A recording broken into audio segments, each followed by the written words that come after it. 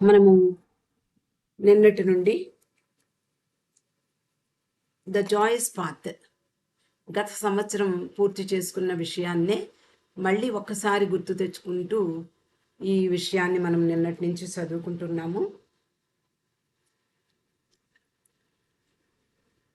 బాబా సోదరి మణి బాబా దగ్గరికి 13వ సంవత్సరంలో వచ్చేసింది. బాబా ఆశ్రమంలో చేరి ఇతర స్త్రీల వలె అంటే మెహరా, నాజా, ఖుర్షెద్ వీళ్ళల్లా వాళ్లతో పాటు మెహరాబాద్లో బాబా సన్నిధిలో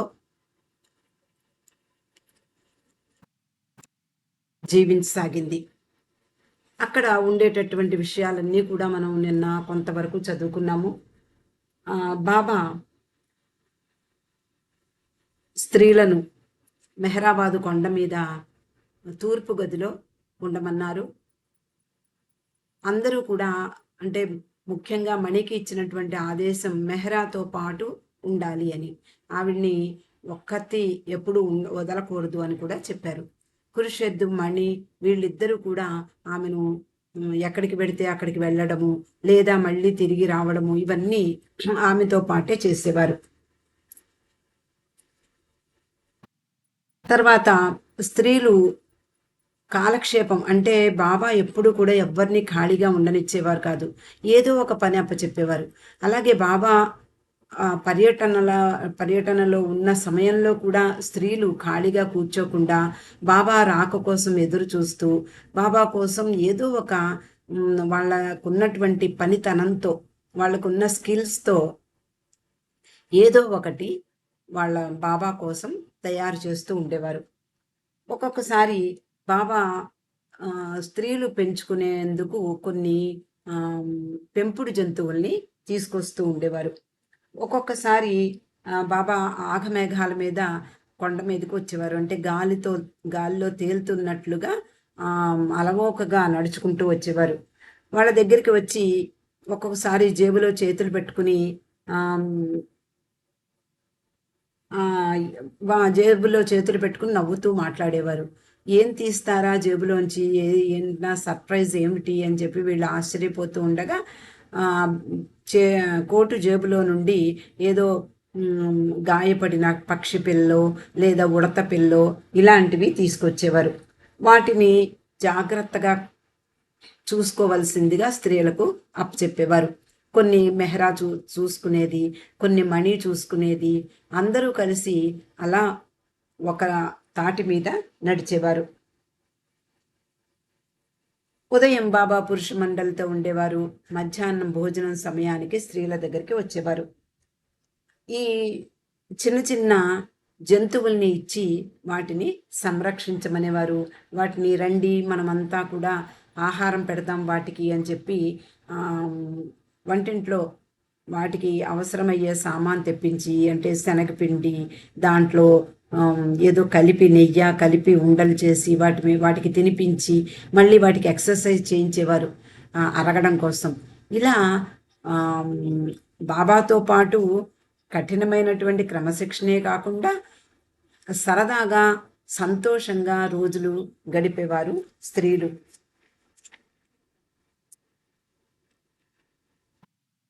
అలా కొన్ని జంతువుల గురించి, కుక్కలు పెంచుకున్నటువంటి కుక్కలు వీటి గురించి మణి ఎప్పుడు యాత్రికులతో చెప్తూ ఉండేది. అంటే గతంలో తాను అనుభవించినటువంటి ఆ అనుభూతులు, ఆ విశేషాలు, బాబాతో నివసించేటప్పుడు వాళ్ళ కలిగినటువంటి ఆనందము ఇవన్నీ కూడా యాత్రికులకు చెప్తూ ఉండేది. అలాగే బాబా ఒక్కొక్కసారి కూర్చోబెట్టి వాళ్ళందరినీ గాడి మీద కూర్చుని చుట్టూ చూపిస్తూ, ఇంత ప్రశాంతంగా ఉండదు ముందు ముందు రోజులు, చాలామంది వస్తారు ఈ కొండ మీదకి, ఇప్పుడే ప్రశాంతంగా నా దగ్గర నా సమక్షంలో నా సన్నిధిలో మీరు ఈ అనుభూతిని పొందడం అనేది ముందు ముందు జరగదు అని కూడా చెప్తూ ఉండేవారు. అలాగే మెహరాబాద్ తొలి రోజుల్లో ఆశ్రమాన్ని చూడడానికి చాలామంది వస్తూ ఉండేవారు. వీళ్ళందరినీ చూసి చాలా ఆనందిస్తూ, మీరు రోజంతా ధ్యానం చేస్తారా? ఎంతసేపు ధ్యానం చేస్తారు అంటే మణి చెప్పేది, మేము రోజంతా ధ్యానం చేస్తూనే ఉంటాము. ఎందుకు అంటే ధ్యానము అంటే మనసుని కంట్రోల్ చేస్తూ కళ్ళు మూసుకుని మామూలుగా ఇప్పుడు యోగ సాధనలు చేసేవాళ్ళు, యోగాభ్యాసాలు చేసేవాళ్ళు కళ్ళు మూసుకుని ధ్యానం చేసేయడానికి బదులుగా బాబా కోసం పనిచేస్తూ, బాబా కోసం జీవిస్తూ, బాబా కొరకే ఊపిరి పీలుస్తున్నట్లుగా వాళ్ళందరూ కూడా స్త్రీ మండలి వాళ్ళందరూ కూడా బాబా పనిలో నిమగ్నమై ఉండేవారు. అదే ధ్యానం వాళ్ళకి. కాబట్టి వేరే ధ్యానం మాకు అవసరం లేదు, బాబా ఎప్పుడూ కూడా వాళ్ళని ధ్యానం చెయ్యమని కూడా చెప్పలేదు. అలా తర్వాతి కొద్ది రోజుల్లో మన స్త్రీలకు పాశ్చాత్య స్త్రీలు కూడా యాడ్ అయ్యారు. వాళ్ళందరినీ కూడా ఈ వెస్ట్ సైడ్ ఉన్నటువంటి గదిలో ఉండమన్నారు. వాళ్ళందరూ కూడా వచ్చి బాబాతో నివసించసాగారు. తర్వాత ఒకసారి బాబా మైసూర్ వెళ్ళడం జరిగింది. వీళ్ళని ఒక్కసారిగా మెహరాబాద్ నుండి మైసూర్ ప్రయాణం పెట్టారు. అందరూ కూడా ఇంకా మైసూర్కి తరలి వెళ్ళిపోతున్నాము అని అనుకున్నారు. ఇంకా అక్కడే ఉందాము అని కూడా వాళ్ళు అనుకున్నారు. 1936లో మెహరాబాద్ కొండ మీద కఠిన ఏకాంతవాసం చేస్తున్నటువంటి స్త్రీ మండలి వారు అందరూ కూడా అకస్మాత్తుగా దక్షిణ భారతదేశానికి మనం వెళ్ళిపోతున్నాము అని చెప్పగానే ఆశ్చర్యపోయారు. ఏకాంతవాసంలాగే అంటే వాళ్ళు అక్కడ కొండ మీద ఎలా ఉన్నారు అలాగే మైసూర్ వచ్చి కూడా అలాగే ఉన్నారు. అంటే మైసూర్ రావడం కూడా అంత ఏకాంతంగాను బాబా వాళ్ళని తీసుకొచ్చారు. మైసూర్ రావడం అంటే బాబా చేసే ప్రతి పని కూడా ఏదో ఒక ప్రాధాన్యత సంతరించుకుంటుంది. దానికి ఏదో కారణం ఉంటుంది. కార్యకారణ సంబంధం తప్పనిసరిగా బాబా విషయంలో మనకి ఉంటుంది. కాబట్టి మైసూర్ రాగానే బాబా అన్నారు మణిని పిలిచి, నువ్వు హాస్పిటల్కి వెళ్ళాలి, నీకు కారు వస్తుంది, ఆ కారులో హాస్పిటల్కి వెళ్ళాలి, అక్కడ నీకు అల్ట్రావైలెట్ రేస్తో చికిత్స అవసరం సుమా అని చెప్పారు. ఎందుకు ఏమిటి అని అడిగే ప్రశ్నలు లేవు మండలి వాళ్ళు. కాబట్టి మణి కూడా అలాగే బాబా, ఎస్ బాబా అంది. అలాగే మర్నాడు ఒక డొక్కు కారు వచ్చింది. దడదడమని శబ్దం చేసుకుంటూ ఆ కారులో వెళ్ళింది మణి. అక్కడ హాస్పిటల్కి వెళ్ళి తన చికిత్స, అది హాస్పిటల్ కూడా కేవలం మహిళల కోసమే నడపబడుతోంది. హాస్పిటల్కి వెళ్ళి వస్తోంది. బాబా మణితో అంతా బాగున్నావా, అక్కడ వాళ్ళందరితో మాట్లాడుతున్నావా, నీకు అందరూ ఫ్రెండ్స్ అయ్యారా, ఇవన్నీ మాట్లాడేవారు. కానీ నిజానికి మణి ఎక్కడుంటే అక్కడే ఉత్సాహం, ఎక్కడుంటే అక్కడే ఆవిడ ఉల్లాసం. ఆ ప్రాంతమంతా కూడా చాలా ఉత్సాహంతో నింపేసేది. అలాగే కబుర్లు చెప్పేది, ఎక్కువగా మాట్లాడేది. ఎక్కువగా మాట్లాడడం కూడా మనం గతంలో చదువుకున్నాం, చాలా రోజుల కిందటైనా కూడా గుర్తుండే ఉంటుంది. ఆమెను ఎక్కువ మాట్లాడద్దు అని చెప్పిన ఆమె వినేది కాదు. అలా అందరినీ సతాయిస్తూ వీళ్ళు పనులకు అడ్డం పడుతూ ఉండేది చిన్నతనంలో. అలా ఆమె చాలా ఎక్కువగా మాట్లాడేది, ఉత్సాహంగా ఉల్లాసంగా అందరినీ కలుపుగోలుగా ఉండేది. కాబట్టి ఇక్కడ హాస్పిటల్లో కూడా బాబా కోరకుండానే ఆమె అందరితోటి మాట్లాడడం ప్రారంభించింది. డాక్టర్లు కూడా పరిచయం అయ్యారా అంటే ఎలా పరిచయం అవ్వాలి, వాళ్ళతోటి ఎలా మాట్లాడతాము అని చెప్పి అనుకుని సరే గుడ్ మార్నింగ్ అను, లేకపోతే ఈ పరిసరాలు బాగున్నాయను ఇలా మాట్లాడేది. అలా ఆమెకు నిజానికి అక్కడ జరగవలసింది ఏమిటి అంటే ఆమెకు చెవిలో ఒక భయంకరమైనటువంటి ఒక శబ్దంతో ఒకరోజు రాత్రి మేల్కొని ఆ చెవి పోటుతో చాలా బాధపడసాగింది. చెవిలోంచి రక్తం వచ్చింది. దాన్ని ఎవరు ఆపలేకపోయారు. ఉదయమే హాస్పిటల్కి తరలించారు. నిజానికి అది హాస్పిటల్ ఆ రోజు ఆదివారం, డాక్టర్లు ఎవరు ఉండరు. కానీ ఆమెకు ముందే వాళ్ళందరితోటి పరిచయం పెంచుకుంది. దాంతో వాళ్ళందరూ కూడా మణికి ఏదో ఎమర్జెన్సీ వచ్చింది అంటూ డాక్టర్లు, నర్సులు అందరూ పరిగెట్టుకు వచ్చి ఆమెకు చికిత్స చేశారు. వెంటనే ఆపరేషన్ కూడా జరిగింది.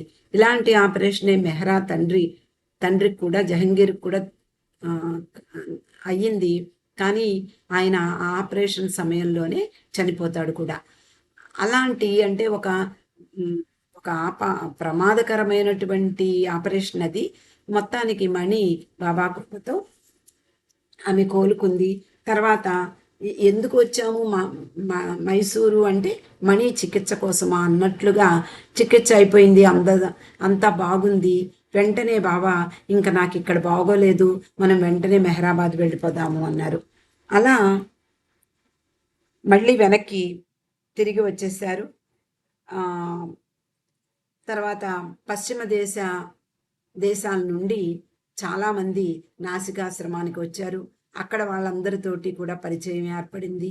నెమ్మదిగా వాళ్ళందరికీ మొట్టమొదట బాబా ఎన్నో సౌకర్యాలు, అంటే పాశ్చాత్యులు ఏ విధంగా ఉంటారో, వాళ్ళ లైఫ్ స్టైల్ ఎలా ఉంటుందో అలా బాబా వాళ్ళకి సౌకర్యాలు సమకూర్చారు. అలా కొన్ని రోజులు అయిన తర్వాత మెహరాబాద్కి మళ్ళీ నెమ్మదిగా తీసుకొచ్చి వాళ్ళకి ఏమాత్రము సౌకర్యాలు, చాలా తక్కువ సౌకర్యాలు ఉండేలాగా అక్కడ వాళ్ళకి శిక్షణ ఇవ్వడం జరిగింది.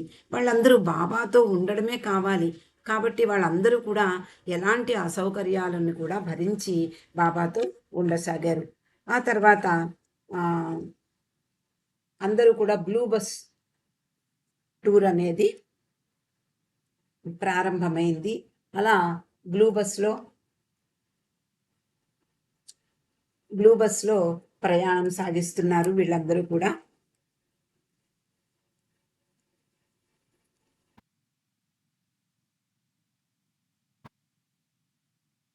మధ్యలో కేన్స్ పట్టణానికి కూడా వీళ్ళందరూ వెళ్ళారు.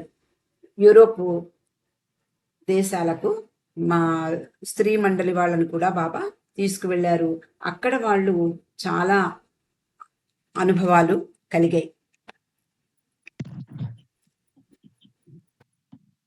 ఆ తర్వాత బ్లూ బస్ టూర్ గురించి మణి చాలా వివరంగా తన డైరీల్లో వ్రాసుకుంది. బ్లూ బస్ టూరు కూడా చాలాసార్లు ప్రయాణమయ్యారు. మొదటి బ్లూ బస్ టూరు 5 నెలలు సాగింది. దక్షిణాది నుండి హైదరాబాదు, తూర్పు ప్రాంతంలో బెనారసు, ఢిల్లీ, జైపూర్, అజ్మీర్, తిరిగి మెహరాబాద్కి వచ్చారు.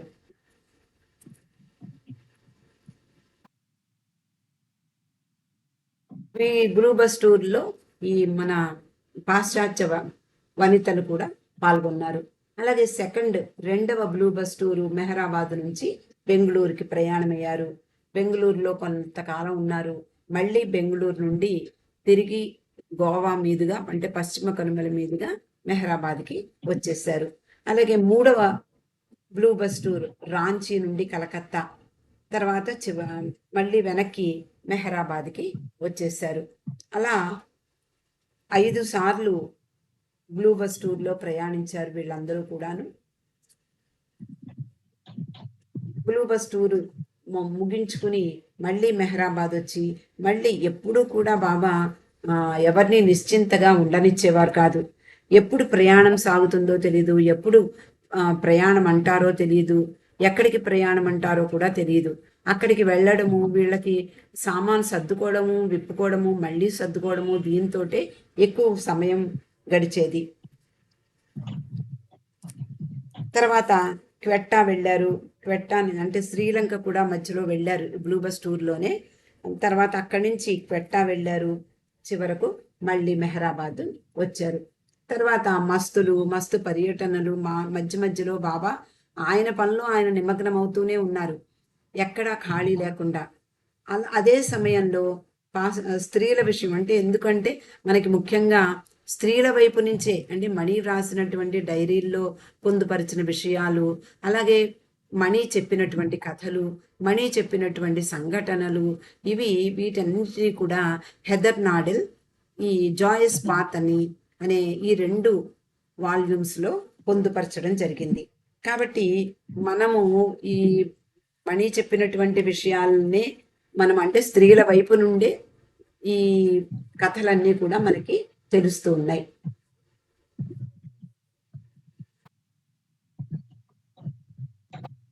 అలా బ్లూ బస్ టూర్ ముగించుకున్నారు.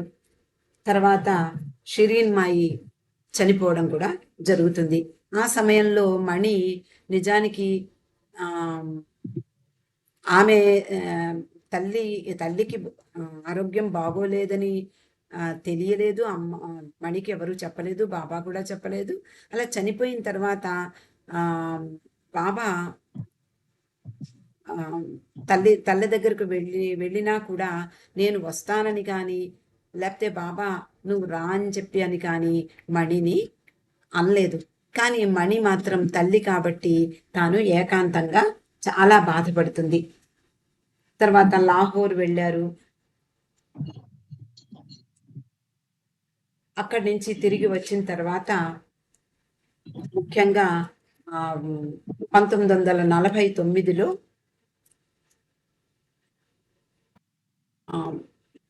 నవజీవనం ప్రారంభమైంది. నవజీవనంలో మెహ్రా, మణి, మెహ్రూ, గోహెర్ వీళ్ళు నలుగురు బాబాతో ప్రయాణం చేశారు.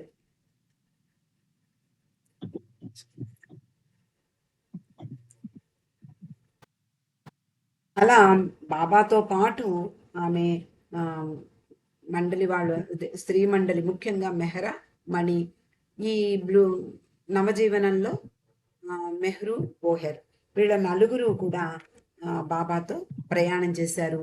మిగిలిన స్త్రీ మండలి వాళ్ళని బాబా ఎక్కడ ఉండమంటే అక్కడే ఉండి బాబా చెప్పినట్లుగా వాళ్ళు ఆయన ఆదేశాలని పాటిస్తూ నివసించేవారు.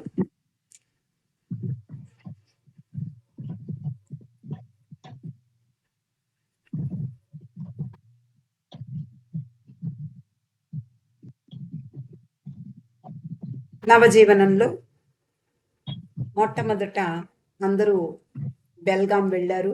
బెల్గాంలో శిక్షణా కార్యక్రమం జరిగింది. అందరికీ అన్ని పనులు అప్పచెప్పేవారు.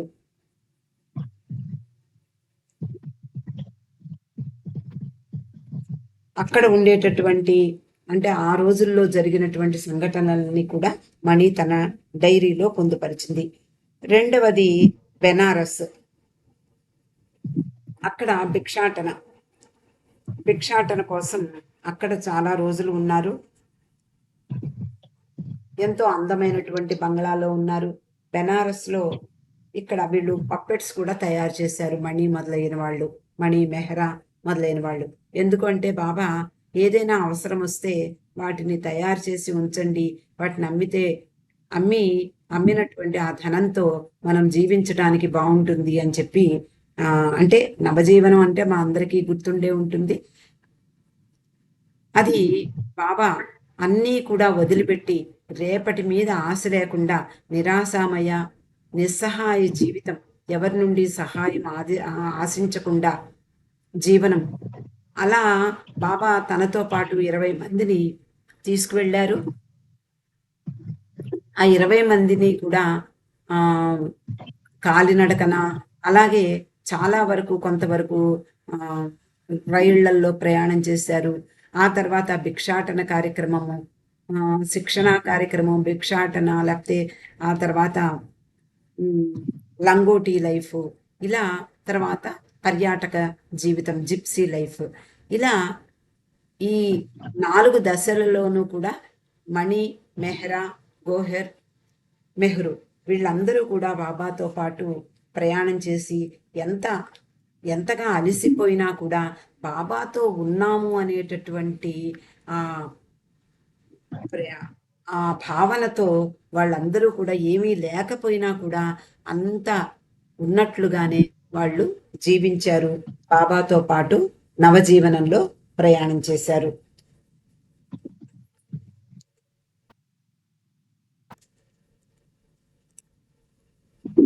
బెనారస్ తర్వాత సార్నాథ్ వెళ్ళారు. అక్కడ నుండి జిప్సీ లీఫ్ హరిద్వార్ వరకు కొనసాగింది. హరిద్వార్కి నడిచి వెళ్ళేటప్పుడు కూడా మణి అనేక కథలు చెప్పింది. అహంకారాన్ని ఎలా బాబా దూరం చేస్తారు అంటూ కూడా అనేక సంఘటనలు, కథలు కూడా అనేకం చదువుకున్నాం మనం. ఇక నవజీవనం చివర అంటే మంజరి మాఫీలో ఉన్నప్పుడు సంఘటనలు కూడా మనము గతంలో చదువుకున్నాం. దాన్ని ఒక్కసారి మనం మననం చేసుకుని తర్వాతి విషయాల్లోకి వెడదాం. అక్కడ సాధువులా వేషం వేసి గోహెర్ని ఏప్రిల్ ఫూల్ చేశారు. ఒకరోజు మెహ్రా, మెహ్రూ, మణి కలిసి గోహెర్ మీద ట్రిక్ ప్లే చేయడానికి ప్లాన్ చేశారు. మంజరి మాఫీలో ఉన్నప్పుడు వీళ్ళందరూ కూడా సాధు సంతుల గురించి ఎక్కువగా మాట్లాడుకుంటూ ఉండేవారు. అప్పుడు మణి సాధువులా వేషం వేసి బూడిదంతా కూడా ఒళ్ళంతా కూడా పూసుకుని జుట్టు మీదంతా కూడా బూడిద రాసుకుని మొత్తం ఒక సాధువులా వేషం వేసింది. పొడవైన దుస్తులు ధరించింది. ఒక పటకార్ లాంటి దాన్ని పట్టుకుంది. అలా వాళ్ళ నివాసం నుండి కొంచెం దూరం వెళ్ళి ఎవరికీ తెలియకుండా అప్పుడు ఏదో భజన కీర్తనలు పాడుకుంటూ రావడం ప్రారంభించింది. దాన్ని చూసి గోహెర్ భయపడిపోయింది. వెళ్ళు ఇలా రాకూడదు, మగవాళ్ళు ఇలా ఇక్కడికి రాకూడదు, మేము ఇక్కడ ఆడవాళ్ళం మాత్రమే ఉండాలి, ఇక్కడ ఎవరు రాకూడదు అని ఆమెను అంటే మణిని గుర్తించకుండా గోహెర్ తరిమేసింది. అప్పుడు మణి లేదమ్మా, నేను భిక్ష కోసం వచ్చాను, భిక్ష ఇస్తే వెళ్ళిపోతాను అని ఇంకా ముందుకు రాసాగింది. ఇక్కడ ఏమీ లేదు, ఇక్కడికి ఎవరు రాకూడదు అంటూ గోహెర్ కూడా చాలా నిజంగానే ఒక సాధువు వచ్చినట్లుగా భ్రమించి ఆమె మణిని ఎంతగా చాలా విసిగించింది. అలా ముందుకు వస్తుంటే గట్టిగా అరిచి ఎలాగైనా సాధువుని తరిమెయ్యాలని చెప్పి ఎంతో ప్రయత్నించింది. అంతలో వెనకాతల నుండి మెహ్రా అలాగే మెహ్రూ వీళ్ళందరూ కూడా గట్టిగా నవ్వడంతో తాను ఏప్రిల్ ఫూల్ అయ్యానని తెలిసింది. అలా నవజీవనం గురించి మణి ఎంతో వివరంగా రాసింది. బాబా మణి అంటుంది, నవజీవనం గురించి ఎవ్వరూ ఏమీ చెప్పగలిగేది లేదు అని నా అభిప్రాయం.